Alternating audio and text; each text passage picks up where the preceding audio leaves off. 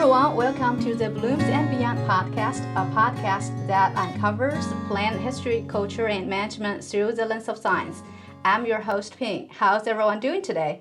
I'm doing great because, again, I have one of my favorite people from Southern Region IPPS and my dear friend Judson LeCompte from Proven Winner. Justin has years of experience in horticulture and he knows both from academia and the industry perspective. And of course, have one of the dream job in the industry as an international plant hunter and a lot of funny stories behind the scene over the years. I don't want to steal any more thunder from our speaker today. Let's just jump right into it. Without further ado, here is my conversation with Judson. I hope you enjoy it. Hey Judson, welcome to the podcast. First of all, let's get started with the introduction. Can you tell our audience a little bit about who you are and what you do? Okay, yes, I'm Dr. Judson LeCompte. I work at Spring Meadow Nursery as a product development manager, which is basically a plant hunter. I work with all of our external breeders from around the world to bring their genetics into our catalog, into our program, and then share them around the world and let them beautify the world. And at Spring Meadow, we are the woody plant provider for Proven Winners. So Proven Winners color choice is the woody side. And so we do trees, shrubs, and vines. And we're based here in West Michigan. So if you can tell from my accent, I'm not from Michigan, originally from Alabama, but it's a lot of fun. It's currently sleeting outside right now. Oh my gosh. In that case, I have to correct myself a little bit because I say that you're from Proven Winner. For some reason, I feel like, because you always wear Proven Winner brand socks and jacket and everything. Yeah, so we are part of Proven Winners. We each have our own specialties. So you've got annual providers, you've got bulb providers, you've got us that do shrubs, Walters that does perennials. So we all have our expertise and we bring it all together and make some beautiful things. Oh, that's great. Okay. I am partly right in that regard. But I have known you for years. What first sparked your interest in horticulture in general? Are you a natural kid when you grew up, or is this something stumped us through to this trajectory? Well, I think one thing is I've never grown up, which is a plus for me in my job. I'm a 6-year-old everywhere I go. I have a lot of fun visiting my breeders and my friends. But I was introduced to horticulture by my grandmother. I think it's a similar story for a lot of people. She was a farmer and a daylily collector and hybridizer. And so I would walk her gardens with her and look at daylilies. And I became really interested in horticulture. And I bugged my parents so much that they let me volunteer at a nursery when I was 14. And I got paid in plants because you couldn't hire me. But that's where it all started. And I went to school at Auburn University for my bachelor's and master's and just continued. I love learning, love finding new plants. And so moved to Mississippi and finished my PhD there. I know that you have a very deep root in the South. So I guess people can tell the accent, your Southern accent are still there. But I love that how you ended up moving from South to Michigan. But how did you started the role as an international plant hunter with your current job? So after my PhD, I actually through IPPS made a really great connection with Jim Berry. He had a large wholesale nursery in Texas and interviewed for a job there with him, literally at an IPPS meeting.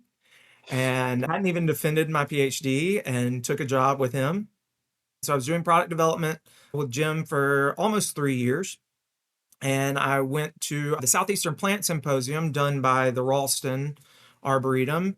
And my former boss, Tim Wood, who was the former product development manager at Spring Meadow, was talking, and I saw him the next day in the breakfast line, and I was like, man, your job sounds really cool.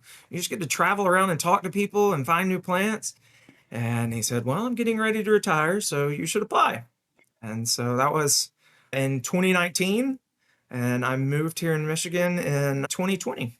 Oh my gosh, that's interesting. I kept telling people your job is the ideal or dream job in the industry in general because you got to see all kinds of new plant materials and talk to people from all different places. And you got to Yes. I mean, travel a lot. I get to travel a lot, and me and you might think it's the ideal job, but a lot of people don't want to travel. They find it That's true. difficult to speak with people. They have a family.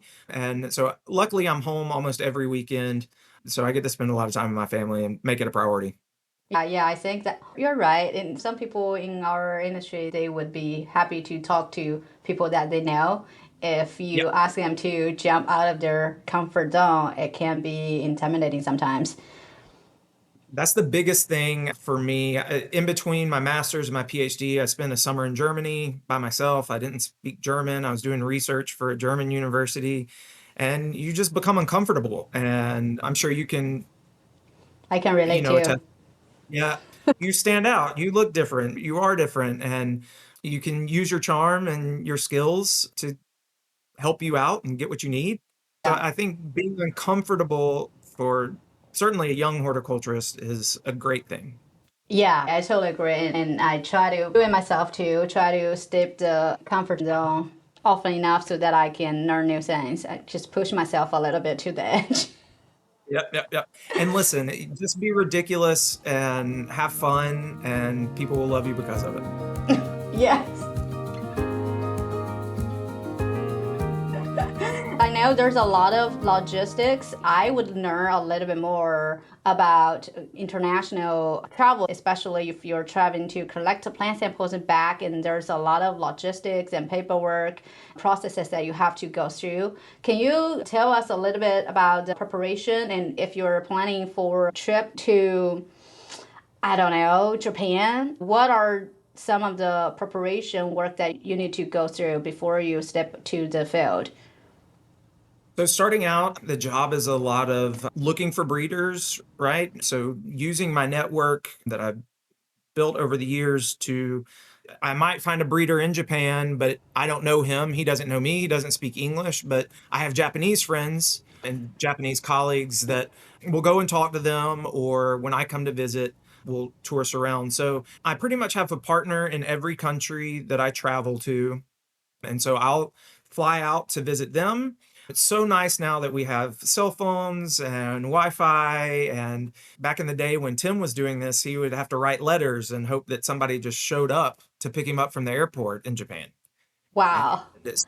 so now I can text my colleagues in the air. So when I land, everything's good. Then we tour around and look for nurseries and look for plants. So I make a list, a lot of pictures. And when I get back, you make priorities. So what's the most important thing to get first? And then you start getting into the regulations. The USDA has and APHIS has very strict guidelines for what plants can be brought into the US, and this is for good reason. We don't want to introduce a disease or a pest that could impact our food or our ornamental plants. So there is a great manual online called the Plants for Planting Manual, and different websites through the USDA APHIS that you can filter where the plant comes from and what the plant is, and it will tell you all the regulations that you have to have.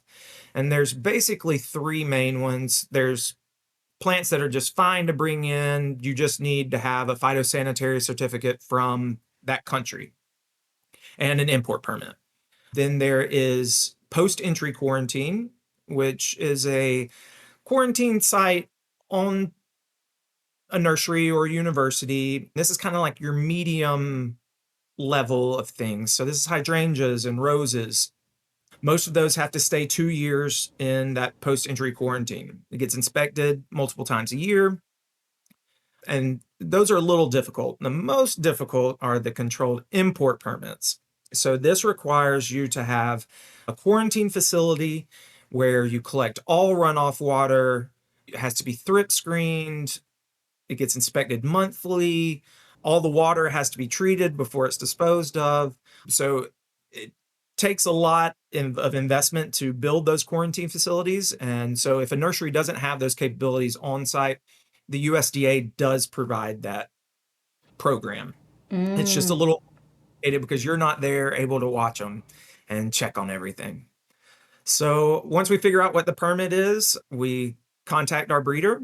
And a lot of times it's just teaching them how to ship the plants, because shipping plants is a lot easier than people make it out to be.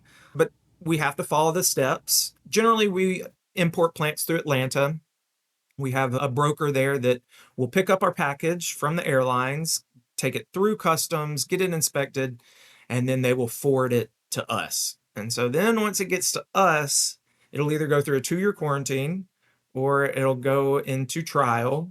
And most plants from an external breeder take 5 to 10 years of evaluation before it's introduced. So there's a lot of logistics in the whole process just by listening to what you just described. But did you And that was very basic. I know. I was like, besides your personal network, do you get any assistance or partnership from the local botanics or government or any institutions that you get to know? Yes, we do have an internal breeding team, and we have breeding partners that we work with. And a lot of times when I'm traveling, they'll be looking for some germplasm, something for them to breed with, either seed or a mother plant. And so we do a lot of trading. So if the botanic garden needs seed from a native that we have in the US, we'll collect it, send it to them. We definitely believe in the IPPS motto of seeking and sharing. And we think that by sharing with our partners, we raise all the tides. Yeah, now we're talking about to another previous exchange program participant. Oh, yes. Yeah. So I went to the European exchange, and honestly, I still have those contacts to this day. And every one of those relationships that you meet is so valuable. Yeah, because I can't imagine if you don't have those connections throughout the year, how can you decide, hey, I'm going to South Korea tomorrow and I got one person who will come and pick me up and then just arrange all those things that we wanted to do in there for the next 5 days. You also have to return the favor, correct? Yeah. So like, when our breeding partners come to visit, we show them everything. They get to see all of our R&D facilities, our beautiful trial gardens. And so, yeah, we try to return the favor as much as possible. Yeah, that's how you make the work. If you don't, then how can they help you out?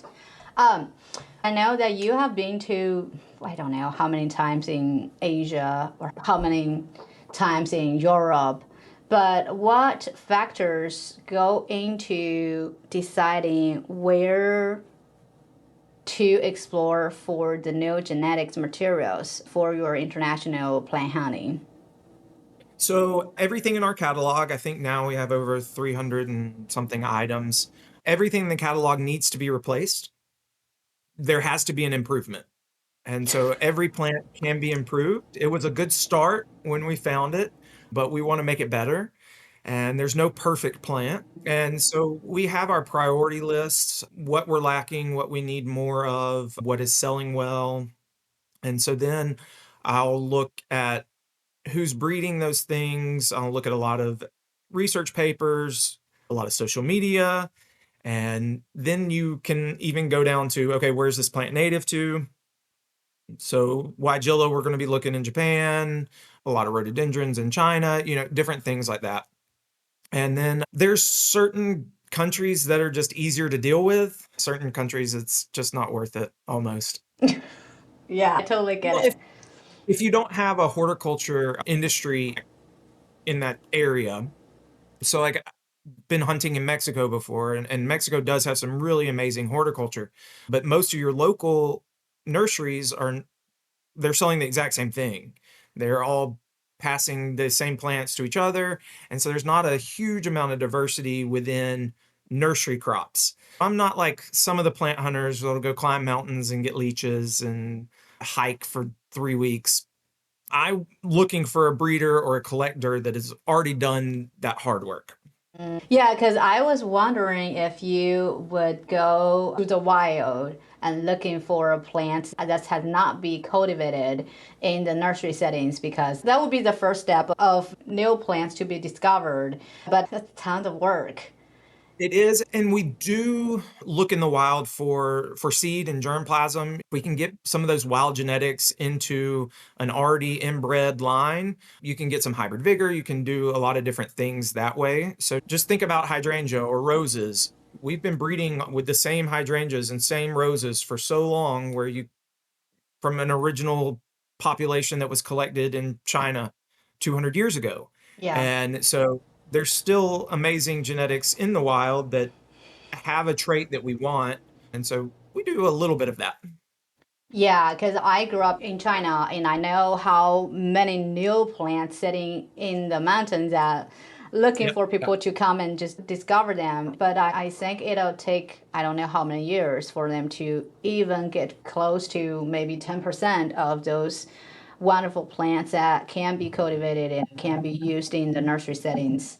But speaking of the traits, right now we are dealing with a lot of challenges, especially the climate resilience, and people would looking for plants that has resistant to certain disease, to like drought tolerance and all that. What are the specific traits or characteristics that you guys are looking for in terms of your plant hunting and your breeding program?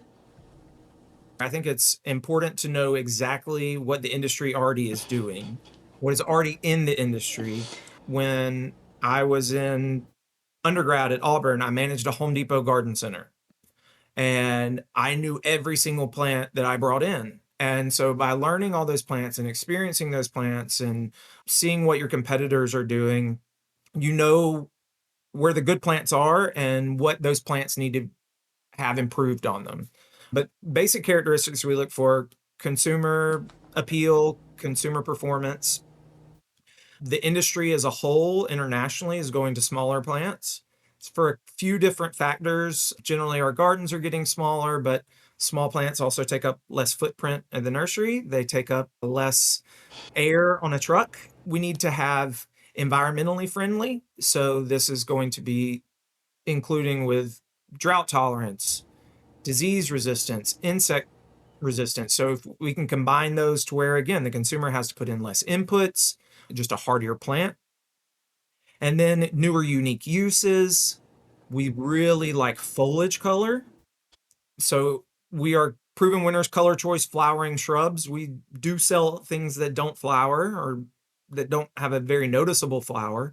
And a lot of shrubs flower for a short period of time. And so if we can play with foliage color that changes throughout the year, that gives a lot of interest. And then you're also looking for plants that are looking good in spring and summer when people are shopping. It's very important. We always talk about fall color, and I love fall color, and I tout the plants that have fall color, but in the fall, nobody's looking for anything other than a mum or a pumpkin. A lot of different characteristics. Edibles are big right now, and so we're looking for good tasting edibles. We don't want just a compact plant. It's got to taste good. And then ultimately, we want to have the best in class for every single plant that we offer. So Yeah. if it's hydrangea, I want to have the best hydrangea. If it's roses, I want to have the best rose. And I can tell in terms of the smaller plants, I think with the population growing quickly down the road, people would have compacted apartment where they don't have a whole lot of backyard or front yard to put big plants out there. So all they need to do is to grab those little tiny plants in their balcony or inside your house so that they can at least have some taste of the plants instead of going to the backyard and having the big plants growing out there. They just don't have the space in general. Speaking of that, I know that you work with so many different breeders, and every breeder, I would say, they have their own taste of breeding their own characteristic or their own plants. But are there any traits or characteristics of a plant that breeders commonly overlook but can be found in the wild relatives, or that you think would be more preferred by the consumers? Because in terms of breeding, especially the research perspective, people would like, oh, I like this, I can spend another 5 years to improve one specific characteristics. But at the end of the day, the consumer may not like that. So are there any thoughts or insight that you can share from that perspective? Yeah. So right now we are working with over 75 external breeders. And so they range from backyard hobbyists, backyard collectors, to super proficient university breeders like Tom Rainey from North Carolina State University. What I find a lot of times is you have people that have the idea, have the goal of one characteristic, but then they forget the rest of them. And so you're breeding for this one flower type, and you just keep breeding for that one flower type, but the plant looks terrible. And so the plant has to be marketable along with the flower. And then a lot of times they're academics that don't know a lot about production. They know how to do the cross and they understand the science behind the cross, but they don't have the practical knowledge to know what's a good plant or be marketable. And a lot of it is just experience. And you may go into a person's backyard and the plant's overgrown or laying over, and you have to be able to decide, okay, if this was in a normal production scheme, would this plant look right? And so there's a little bit of that. And then China's nice. I like China because for the faculty members to get a plant patent, that's what they need to get promoted. And so their goal is to get a plant patent. They don't care if they sell a single one.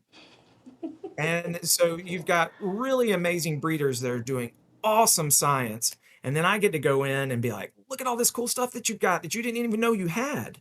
And so that's a lot of fun for me. And it's fun seeing, I think, for the breeders to see me get excited about something that they've overlooked or haven't thought about. But it does take some delicate communication sometimes because this is that breeder's life work. And it is a privilege to have a plant trial with Spring Meadow Improving Winners, but you also have to be delicate with them because that is their hard work. Yeah, I guess you are the bridge to connect both academia or the breeder and industry. That's why your job, your stuff is so unique in that regard. How can you bridge the gap between those two? And can you give us an example? Well, I'm not going to name any names, but I've Yeah. had some young faculty that or new breeders have just come into a position. And because I've been on the university side, I know what they need to get promoted, right? So they've got to have short, medium, and long-term goals to do their package. And so I can help them with that, making sure that the priorities that they're working on will deliver that. And so hopefully it's not just to make them a better researcher, make them a better breeder, and then that way we can continue to get plants from them. So there's a lot of educating that way. But the biggest thing is to go to a garden center and get uncomfortable and talk to people and ask them why they have those plants in that basket. So go to whatever local grower and see the person pushing around a cart full of plants and ask them why they selected them. Look at what's on end caps, so the ends of aisles in a nursery. Because to that, the garden center thinks that's cream of the crop. That's the prime because that's where they want to sell the most. And so you look at the stuff that's on end caps, that's what gets people excited. And, this is a lot of stuff that I learned at Home Depot. So even if it's just you want a part-time job in the summer, go work at a garden center. And they always need help in the spring, temporary help. But Yeah. just do two, and you will learn very quickly what people are drawn to. Yeah, here is another curiosity of my own. It's for breeders. I know a lot of breeders, and I also love to learn more about plants. When we talk about research, when we talk about plants and the industry or the market, those two doesn't not always cross over because sometimes you would have one plant that you love so much, but they're not a popular plant in the market. So how breeders to balance the excitement of discovering whatever the new plant it is and the popularity of the certain plants and match the trend where the market needs. So yes, it's very difficult. A lot of plants, certainly if it's a new genera that we've never worked with before, never had in the catalog, sometimes you just let the market decide. But I will say that our program is a little different than some of our competitors in the industry. When we sell a plant, we collect a breeder fee. So that goes to the breeder. And then we also collect a marketing fee. Each plant within the catalog, as it sells, builds a marketing budget. And so we are now able to take those marketing dollars that is passed from the consumer to the grower to us, and then we remarket the plant. And so that drives the demand. And our growers, so for those that don't know, we only grow small plants. A quart is the largest that we grow. And so we sell that to other growers across the country and the world. And because of our marketing, those growers don't have to have a marketing department. So they're able to save money on site in their own employee role. And we can do national campaigns and international campaigns that most breeders would never have access to. Well, I guess when you put the plant out there in the market, you would get the number of how much you sell, right? And that's how Yeah. you the popularity of certain plants. Yep. So we have our internal data. I would say one of the best hires that we've had in the past few years is a data analyst. And so he works in all facets of the company, either from production to sales to even R&D. There are some marketing surveys that come out that tell what people are excited about, but generally it's higher level, like edibles are popular or green plants are popular, things like that.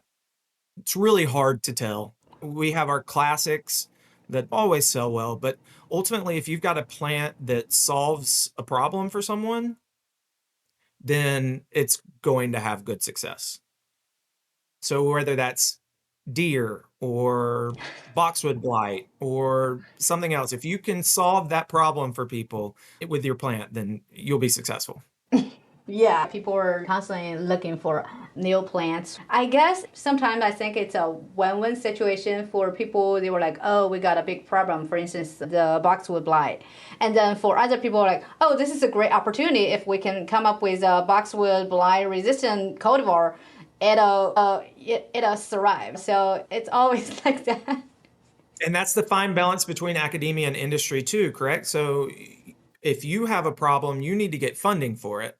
And so you need to make the problem seem like a very big problem. Significant. And so then us on the other end, we're like, okay, this is manageable. It's a fine line of getting people scared or, this is a real problem. Yeah, and make it manageable. Yeah. I guess. Even from Todd to you, your job has changed tremendously because of the advance of the technology, but also the international trade. With the international plant collection, are there any challenges that you can think of right now that's different from before? The biggest things are the little things for me. So food, which I will eat anything. I love food. I'm an adventurous eater. Sometimes there's some interesting things. China always throws a curveball for me. I think they purposefully try to get me to eat weird stuff. Yeah, this last time I had to draw the line at horse sushi. It was not happening. Uh, But hotels, bathrooms, they're just different. And so after a couple weeks, you're just really ready to be home. But for the most part, travel is much easier. I can book a flight on my phone. I can be very, very flexible where before you would just have to come back. Because when you show up to a breeder, they'll go, "Oh, well, do you know so and so? Or do you know this person or that person? You should go visit them." Yeah, so when you were talking the whole thing, I was laughing along the way because I feel like it's more like a culture thing. If you go to a new different place, you get to know the people, the culture that you're not exposed to before, and each place, every people has their certain way of to a certain thing. And for food, I have heard, I don't know how many people who has been to China or has to be other places say, not complaining, but saying, oh, they have tried so many different new food. I'm like, what? I love going to China. I worked for a Chinese lab during my PhD. And one of the things I always do when I travel is as soon as I get back from a trip, I try to recreate my favorite dishes from that place. And so I get the recipes, or I'll buy an English cookbook when I'm in that country. And then I come home and have the ingredients shipped to me and learn how to make it so that taste is still fresh on my mind. I can learn how to do it. I can do a lot of Chinese food. Yeah, Oh, I love Chinese food. I did not know that you can cook Chinese food. That's a new information for me. Yes. Uh-huh. I'm not a good cook, I get per se, but it depends. Sometimes I can make some good dishes depending on the mood. Yep. And a lot of times I'll sneak into hotel room kitchens because, again, I'm the one white guy there and I can be excited and be like, can you show me? And they don't speak English, so they just let me. I get to watch people cook. Yeah, you got all those privileges of other people that can, because if you go to a place where you would be the unicorn among the population, they're gonna treat you differently no matter what. It is nice. It is a fun time. Yeah. I don't know how many plants that you have collected over the years since you start with your job, but can you share one of the most interesting story of the plant breeding story that originated from the plant that you collected from the international plant hunting? Let's see. That's a very good question, Ping. I heard a rumor of a plant that was different. And so, literally, that week, after I heard the rumor, that next day, I got on Facebook and found me a guide and in this remote place and booked my flight and scheduled 4 days to go and was able to find the seed in an hour. And so I got to explore a little bit more while I was down there, but that's a fun one. Let's see what else. Japan is always nice to go visit. There, when I was working with J Berry Nursery, there was I knew of the proven winner Loropetalum. They were good. I had evaluated them in Texas. I liked them and I wanted them for our in-house brand. And so I had Japanese friends that would go and stalk the breeder, Mr. Suzuki, and because Spring Meadow, we advertise who our breeders are. We're so proud of our breeders and know that our relationship is close that we tell you exactly who they are. And so I would message him. I would drive past his house on Google Maps just to see what I could see. And every time he'd say, no, no, no, no, I only work with proven winners. And so in 2021, once we were able to start traveling again, I got to go and select plants from him and sit down and have tea with him. And it was just an awesome moment for me because these people are my rock stars. So I'm really just a talent scout. So my job is to make breeders successful. And if they're successful, then they keep bringing us plants. Yeah, I totally get it. I don't know how many breeders that you work closely throughout the whole world, and you always, every place you go, you have a specific collaborator that can work with you, and also plan all those fun trips with you. Well, and for them, it's fun too. It's what I enjoy to do. So I am fortunate that I found a job that does allow me to do that. Yeah, there's a lot of new tools coming into the breeding perspective, the molecular tools that people would never thought about 10 years ago or 20 years ago. What innovations do you say that shapes the future of the germplasm characteristics, and how those, for instance, the molecular tools help with the breeding and bringing new plant materials? So genetic engineering, we can multiple different methods that we can go about changing a gene within a plant. And I think for a specific problem, it is very important, right? So salt tolerance or disease resistance, things like that. What I worry about is that by the time we get so advanced in our breeding, we don't again know what a good plant is. Or we devalue another breeder's methodology because it is not as advanced. Where plant breeding can be going and collecting seed and sowing them out in a field, and then coming through and picking the best ones and getting rid of the worst ones. It's traditionally how it's always been. And there is value in that as well. And so I highly believe that advanced breeding techniques are going to be a benefit for our industry. I just do not want us to forget the classical way that we got here and not let us get too smart that we forget the easy parts.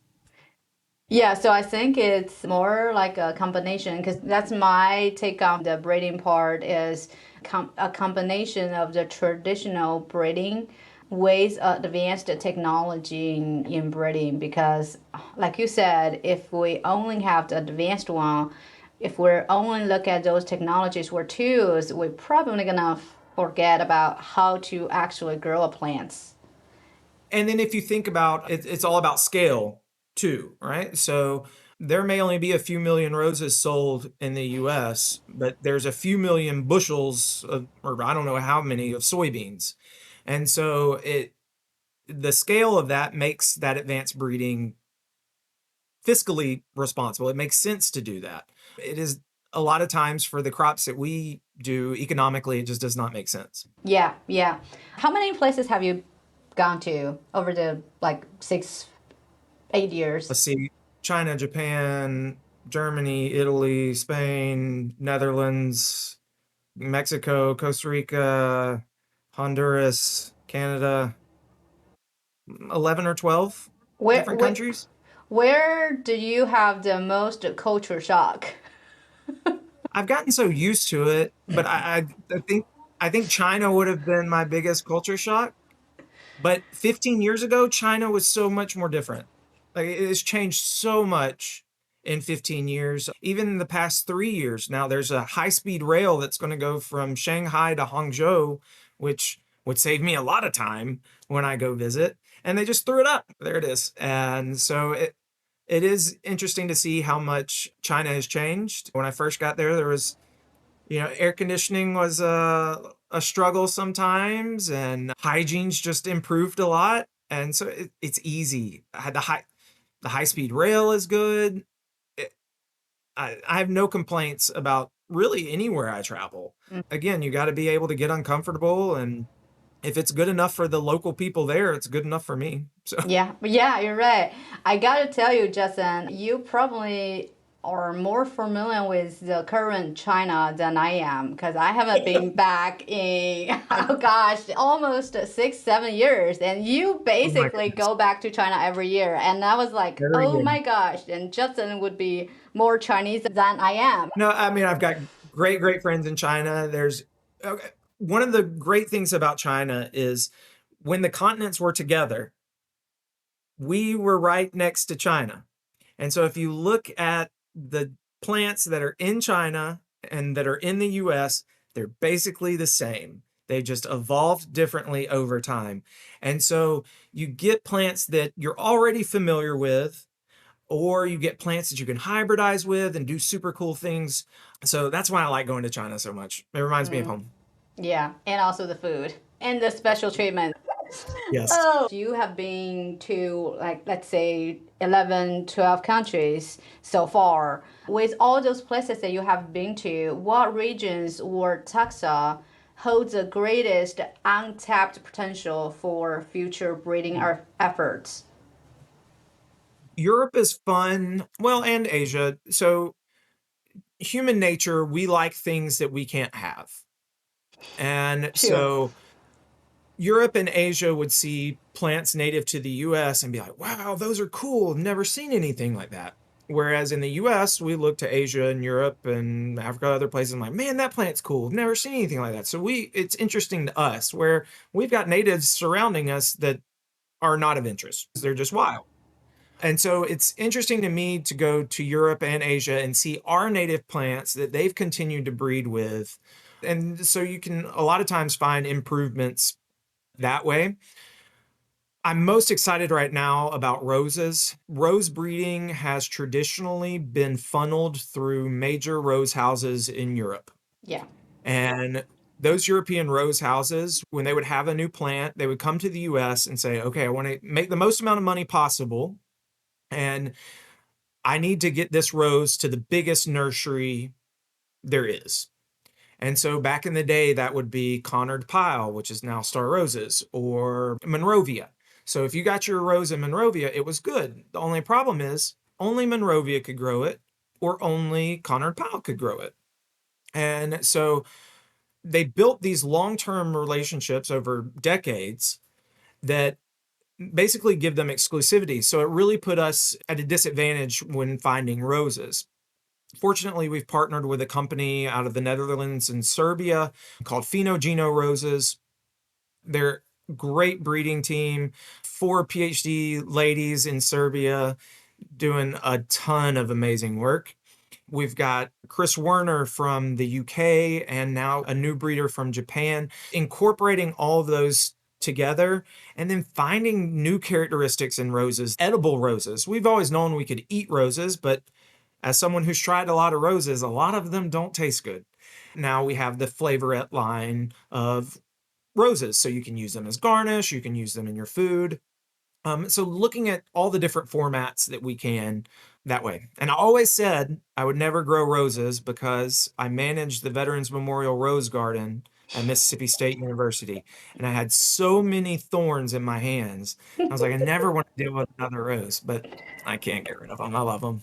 Yeah, but one of the things that I know that for roses in Georgia, we are a lot of growers stop growing them because of the rose rosette issue. Mhm. Are you guys also in that line to develop rose rosette? We are partners with a few different programs that are working on that problem. And again, rosette has been a problem that we've known about for a very long time. And it really only came to be an issue with the advent of, I'm not even going to call out the rose, a Yeah. very popular rose in the early 2000s that took the place of color annual beds. And so basically, you just made a roadway for the little mite to blow down and transfer this disease. And we are finding out some really interesting things about the disease and about how the virus moves within the plant. And so it may not be as disastrous as we thought to begin with. But yes, we would like to have a plant that has really good resistance to rose rosette. But also, in that same breath, black spot, downy mildew, these are all very important things for us. And when you bring plants from other countries, they have different pathogens there. And so the black spot races that they have in Europe are completely different than the black spot races that we have here in the US. And so it may be exceptionally resistant in Europe, but by the time we get it into the US, it's not. So that's why we do a lot of trialing. We have trialing locations in near Miami, one in South Mississippi, Austin, Texas, Minnesota, and then in Michigan. So we really try to get a lot of different areas for, I like to say, death and destruction. I want to see if I can get rid of the bad ones quickly. It makes my job a lot easier. Our trials, we irrigate roses at midnight and at noon. So we want the foliage to always be wet, and this is going to push that disease. And so it really is a lot of fun proving it. It's nice not being in academia because I don't have to publish anything, but it is a little more stressful because you're dealing with a lot of plants, and we want our breeders to be successful.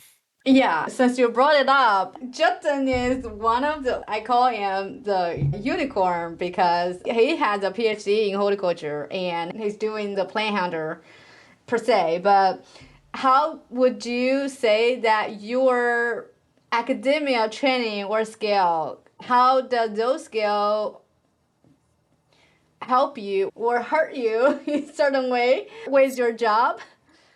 So I never went to college with the goal of getting a PhD. I got done with my undergrad in the middle of the recession. I wanted to be a grower. Every job offer I got to be a grower was making less money than I was making at Home Depot. And so I was like, well, this isn't going to work out. I'll just stay at Home Depot. My advisors were like, no, Judson, you're going to continue to go to school. Like, you have potential. You will keep going to school. And so I finished with my master's and I thought about a PhD. I didn't really know what I wanted to do, whether it was time. And I had a department head that told me, Judson, like, really like you. You're a great teacher. That's all I want to do is teach. And they said, just go get your PhD, just finish it and come back and teach for us. And I got the opportunity to go to Mississippi State and study tea. So that was my first trip to China, was to learn about tea production. And I learned a lot. I learned how the academic system works, how to appease different levels of superiors, and how to you live in a gray world, right? There's never a no. There's a solution to every problem. You build a lot of bridges. And so these are the things that I learned in academia: perseverance, being able to finish when things get hard and difficult.